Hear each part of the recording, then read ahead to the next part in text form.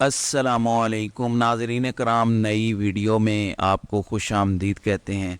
एक जानिब 22 नवंबर के लिए इमरान खान की साइफर केस में ज़मानत का केस सुप्रीम कोर्ट में लग चुका है। 3 जजेस का बेंच होगा। जस्टिस सरदार तारिक मसूद जो काजी फायज़ ईसा ग्रुप के जज हैं, फिर जस्टिस आयशा मलिक जो आइन के साथ खड़ी होने वाली जज हैं, और जस्टिस याया अफरीदी भी काजी ग्रुप के जज हैं। लेकिन एक केस में जो फ़ौजी अदालतों का केस था, उन्होंने फ़ौजी अदालतों की मुखालफत करके ये साबित किया है कि हो सकता है बेशक वो काजी ग्रुप के जज हैं, लेकिन अगर कहीं इंसाफ की बात आई तो शायद उनका टिल्ट थोड़ा सा इंसाफ की तरफ हो जाए। तो ये बेंच अगर आप देखें तो ये काजी ग्रुप का बेंच है। इससे इमरान खान को इंसाफ मिलना मुश्किल नज़र आता है, लेकिन ये पॉसिबल है कि अगर बहुत अच्छे तरीके से केस लड़ा गया तो इमरान खान को साइफर मामले में सुप्रीम कोर्ट से ज़मानत मिल जाए।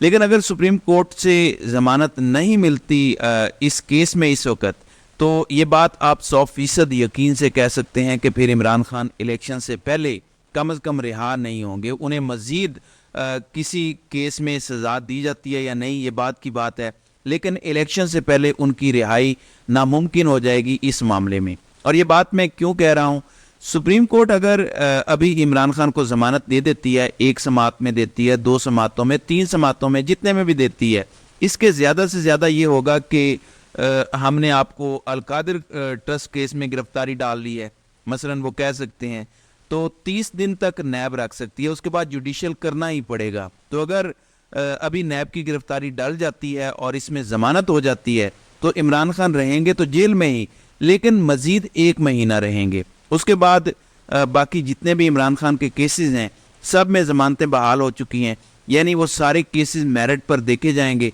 और अगर आप मेरिट पर देखें तो कोई भी ऐसा केस नहीं है जिसमें इमरान खान की ज़मानत मुस्तरद हो सकती है। यानी इमरान खान हकीकी मानों में दिसंबर या जनवरी में बाहर भी आ सकते हैं, लेकिन ये सब कुछ डिपेंड करेगा सुप्रीम कोर्ट के इस बेंच के फैसले पर। इसलिए ये ख़बर सबसे अहम है। दूसरी चीज़ ज़रा समझें नाज़रीन कराम, ये मुल्क किस तरह का बनाना रिपब्लिक बना दिया गया है। काजी साहब किस तरह झुक गए हैं। ये आइनी काजी हैं, ये एंटी इस्टेब्लिशमेंट काजी हैं, लेकिन सजदा करने में इन्होंने शहबाज शरीफ और काकड़ साहब को भी पीछे छोड़ दिया है। मैं आपको बताता हूँ कि क्या फजूल जिक्र किया इन्होंने और कैसे 9 मई को लेके एक प्रेस कॉन्फ्रेंस कर दी है। ये मुल्क के चीफ जस्टिस हैं जो ऐसे काम कर रहे हैं। ये ज़रा सुने कि मुल्क चलाया कैसे जा रहा है। देखिए, हमारे सबको कहा गया कि हम गिरफ्तार होंगे। हमें रोज पैगाम आते हैं कि उनको भी पैगाम आता है, हमें भी पैगाम आता है। उन्होंने कहा आप कम बोलें ज्यादा बोलेंगी तो जेल में डाल देंगे। ये क्या बात हुई, डाल दें जेल में? हम सिर्फ इसलिए बाहर बैठे थे अपने भाई के लिए, नहीं तो यकीन करें हमें कल कहे हम अडयाला जेल जाने के लिए तैयार बैठे हुए हैं। जी नाज़रीन कराम, सिर्फ भाई शेर नहीं है, बहनें भी शेरनी हैं। शौकत खानम अल्लाह ताला उन पे उन्हें जन्नत में नसीब करे। क्या कमाल औलाद उन्होंने पैदा की है। मैं समझता हूँ कि इन माँ बाप को सलाम है जिन्होंने रिज़्क़ के हलाल पे परवरिश की, और वो नज़र आती है। ये लोग पूरे सिस्टम के ख़िलाफ़, उसके जबर के ख़िलाफ़, उसकी दहशतगर्दी के ख़िलाफ़, उसकी सारी कॉन्स्पिरेसीज मक्कारियों के ख़िलाफ़ खड़े हैं और जेल जाने से भी नहीं डरते। बड़ी से बड़ी कीमत अदा करने से नहीं डरते। सबको पता है कि हम हक पर खड़े हैं, मुल्क की खातिर खड़े हैं। लेकिन मेरा सवाल है कि जो धमकियां दे रहे हैं कि चुप कर जाएं, बोले नहीं, हम आपको जेल में डाल देंगे, क्या ऐसे पाकिस्तान चलेगा?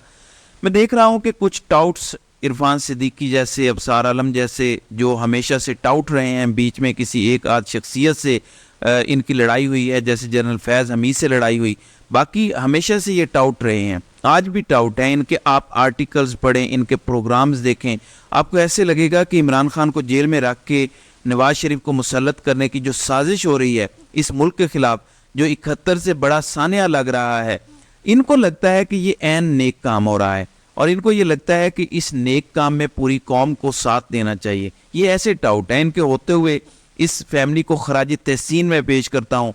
सिर्फ इमरान खान क्या, उनकी बहनें भी वो बड़ी से बड़ी कीमत चुका रहे हैं, अपनी ज़िंदगियाँ दांव पर लगाई हुई हैं, लेकिन पीछे हटने को तैयार नहीं हैं। ऐसे में जहाँ सारे टाउट्स बेनकाब हो गए हैं, वहाँ सबसे बड़ा इस खेल का खिलाड़ी भी बेनकाब हुआ है। इनका जो 4-5 साल पुराना फैसला था फैज़ाबाद धरने का, उसको लेकर इन्होंने एक मरतबा फिर बुग्ज़ निकाला है। اب 13 مہینے کی جو انہیں حکومت ملی ہے یہ صرف بدلے لے رہے ہیں یا پھر بڑے گھر والوں کے سامنے جھکے ہوئے ہیں. ہمیشہ کی طرح فیض آباد کیس میں بھی ایک بالکل irrelevant بات انہوں نے کر دی ہے کہ اگر فیض آباد دھرنے کا فیصلہ امپلیمنٹ ہو جاتا تو 9 مئی کا واقعہ اور جو کچھ ہوا ہے یہ سب نہ ہوتا. اب اس کے دو مطلب نکلتے ہیں.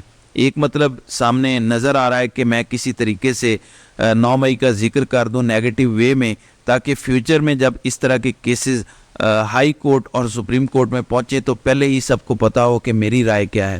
تو اپنی رائے کا اظہار کیا ہے قاضی صاحب نے, لیکن ایک اور چیز بھی سامنے آتی ہے. اگر یہ واقعی آئینی قاضی ہوتے اور واقعی اینٹی اسٹیبلشمنٹ ہوتے تو اس بات کا کیا مطلب نکلنا تھا کہ اگر فیض آباد دھرنے کا فیصلہ امپلیمنٹ ہو جاتا تو دوبارہ 9 مئی کا فالس فلیگ آپریشن نہ کیا جاتا, عوام کے خلاف ایسا کریک ڈاؤن نہ ہوتا, ایک بندے کو غیر آئینی طریقے سے عدالت سے نہ اغوا کیا جاتا, یہ مطلب ہونا تھا. لیکن افسوس کہ ایک شخص جو آئین کی بات کرتا ہے, جو کہتا ہے کہ میں قانون اور جمہوریت کی بالادستی قائم کروں گا, لیکن اینڈ پر وہ شہباز شریف کی سپر کاپی نظر آئے ہیں. جنرل جسٹس عامر فاروق تو ویسے ہی بیچارے بدنام ہیں, ان کو تو کنٹرول کیا گیا ہے ویڈیوز وغیرہ سے, مجھے علم نہیں ہے لیکن لگتا ہے ایسے ہے. لیکن جس طرح سے قاضی صاحب کر رہے ہیں میں یقین نہیں آتا. عمران خان کی توشہ خانہ کیس میں مین اپیل لگ گئی تھی, پروسیکیوشن کا وکیل غائب تھا اور اس کے بعد سے اب تک کوئی پتہ نہیں ہے کہ کب دوبارہ تاریخ لگے گی. وہاں پہ لاڈلہ اول کو 21 نومبر کی تاریخ دے دی گئی ہے. اب ان کو کلین چٹ ملے گی, ہائی کورٹ سے صادق کو امین ڈکلیئر کروانا ہے اس لاڈلے کو. یہ جنرل ضیاء کی روحانی اولاد ہے جس کو تب سے لے کر اب تک پالا جا رہا ہے, پوسا جا رہا ہے, ان کی ہر ڈیمانڈ ہر خواہش پوری کی جا رہی. سمجھ نہیں آتی کہ ایسی کیا بات ہے ان میں کہ جب سے ان کو گود لیا گیا گود سے اتار ہی نہیں رہے, صرف اپنے اس لاڈلے کی خواہشیں پوری کرنے کے لیے پوری قوم کی دشمنی مول لے لی ہے.